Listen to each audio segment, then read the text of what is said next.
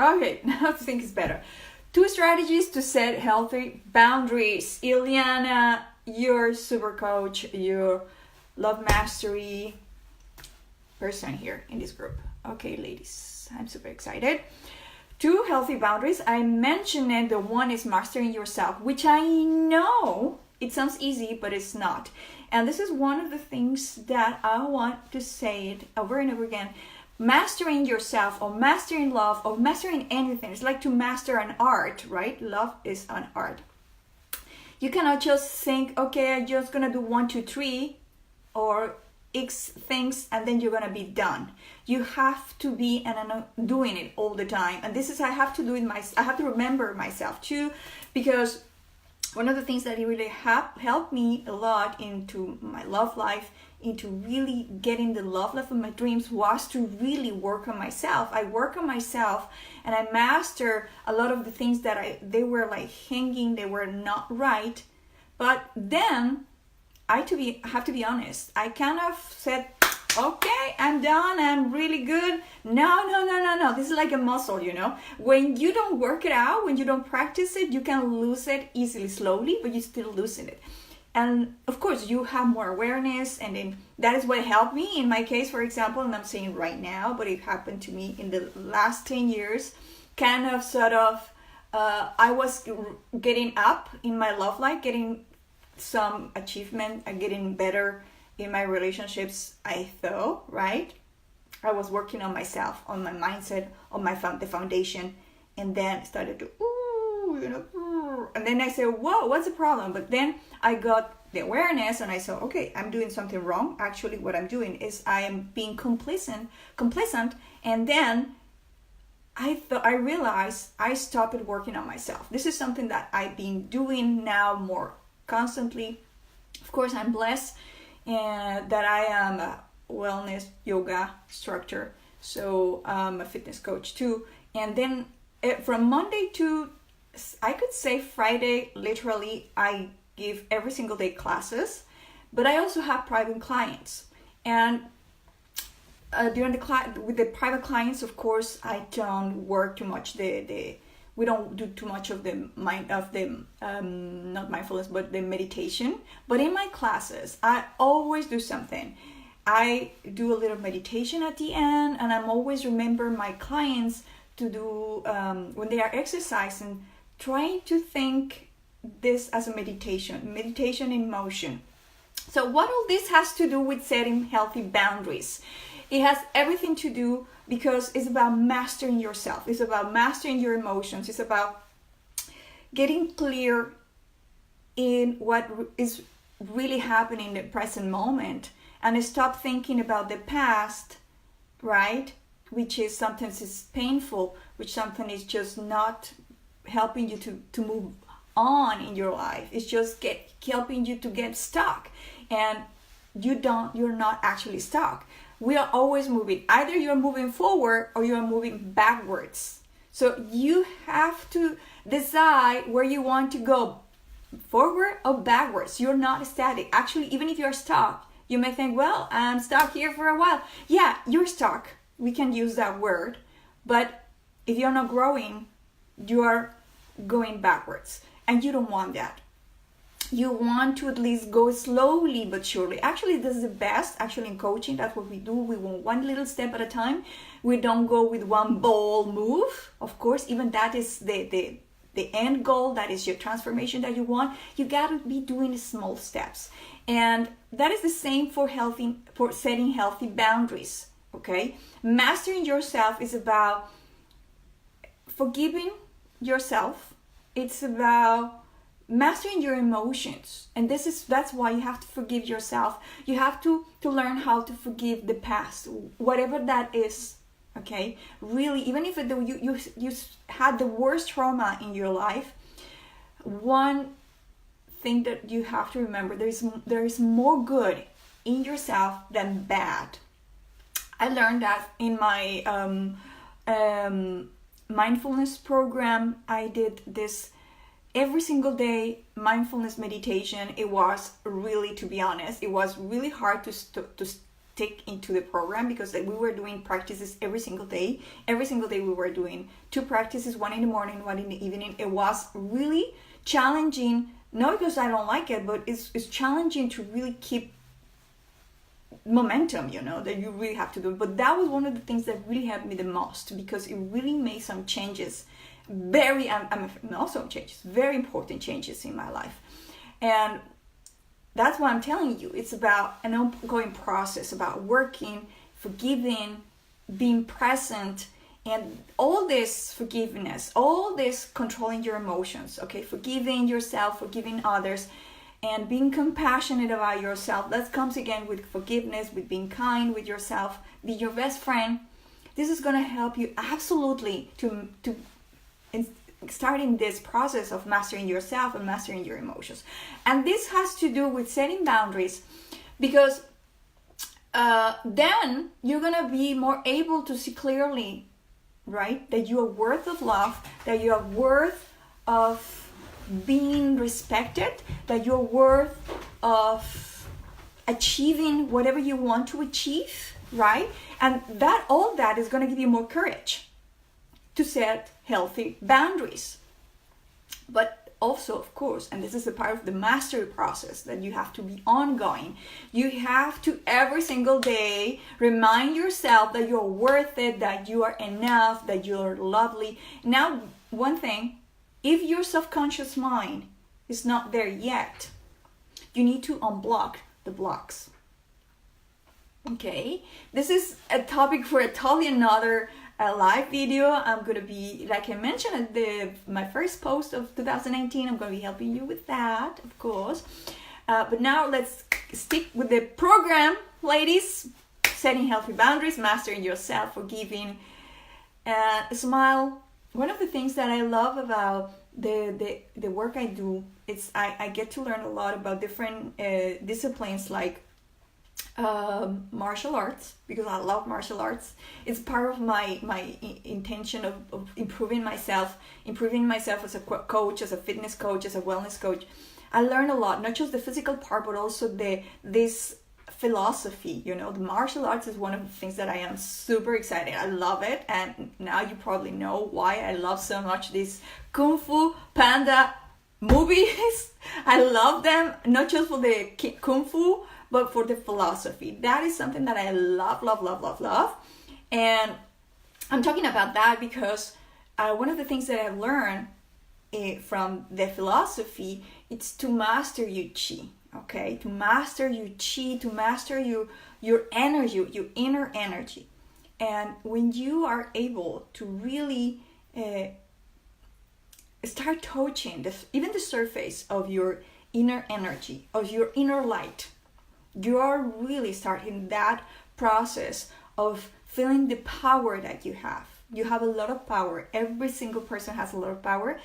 Sometimes we just don't know. We're not aware that we have it, and we don't know how to wake it up. Okay, so one little tip, if I can give you, is take a deep breath, stop and take a deep breath, but feel it in your belly, and exhale. Now we work a lot with the chi. Because it's a full energy. Then it's not from the nose. It's from the mouth. But we don't open the mouth. We just do, and you do a lot of noise. That's something that is going to help you getting grounded. Of course, there are all other activities that you can do to get grounded, like, to feel your heart and a lot of things. But that's, like I said, that is for another video I'm going to be doing. Of course, I'm going to be helping you with that, but one single step at a time, okay? I just want to tell you, start to ponder the process of mastering yourself, mastering your emotions, how it is. Forgive the past. I know it's easy to say, I know, but it's possible. I'm so very excited because 2019 is going to be an amazing year. I don't know if you guys are aware about the Chinese year, okay? I wasn't aware before.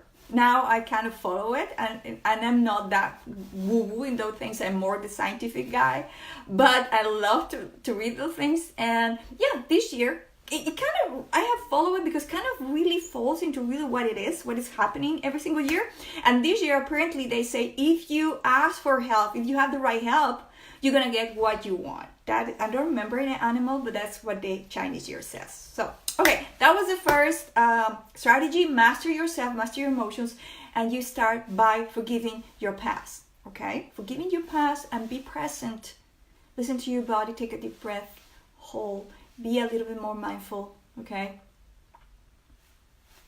A little meditation every single day, even if it's 3 minutes, it's enough. Just being grounded, be present, feel your body, feel your breathing. That is enough.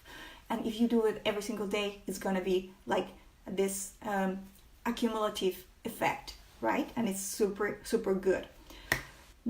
Strategy number 2: how to ask for what you want. Oh my God, asking for what you want. This is something that I am even so more excited because this is going to be in my second book, where I'm talking about how to have healthy relationships, how to have better relationships, right? How to keep the connection alive, how to have that wonderful relationship with the love of your life. I did the first book where I'm teaching women, when I'm helping you, when I'm giving you my best advice, okay, for prevention, how to track a healthy relationship, how to make it right. That's why for me this dating is super important, because it's about prevention. Second step, or second part, if you want, in the process about getting this super wonderful love life, is about having a great communication, having a great relationship with your partner. And that's why I wrote the second part. And this is already in the draft. I'm just so busy, I haven't had time to do it, but this year is gonna be out. Now, how you ask for what you want. And this is something that one of my dear friends in the group asked for it, for how to be, this healthy setting boundaries is about really being more, how do you say that word? I forget. Assertive, right? Being more assertive, right? Is setting healthy boundaries, is knowing that you are worth of love. That is also about mastering yourself, right? But how do you ask for what you really want? If you are someone that you're holding back too much, but you need to know how you can ask for what you want.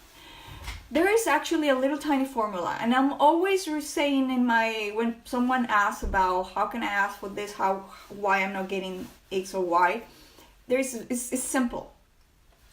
You state your needs, and then you ask for what you want. Now, this is is it? Okay, I'm gonna tell you where everybody makes a mistake.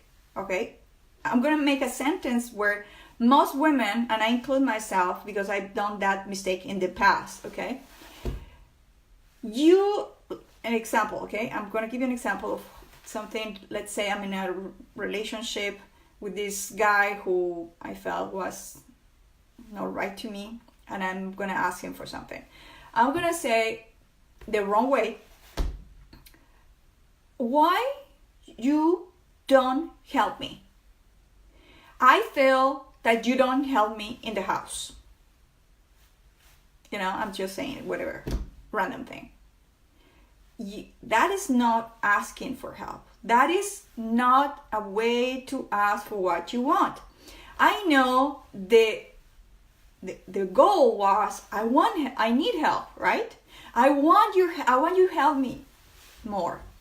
But that's one of the biggest mistakes women do because first of all, they speak when they are pissed. They speak too late instead of speaking earlier, instead of stating in a calm manner, right? We all do that. I include myself, and I have to remember those things over and over again, of course.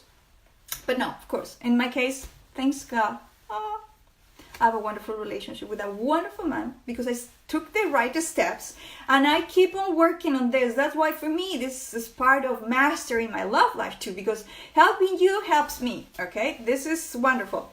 Okay, so would you say this right, in the right way? And this can apply not just for your relationships, romantic, but for any relationship. You can speak with your family, your friends, your co-workers, your boss in this manner, okay?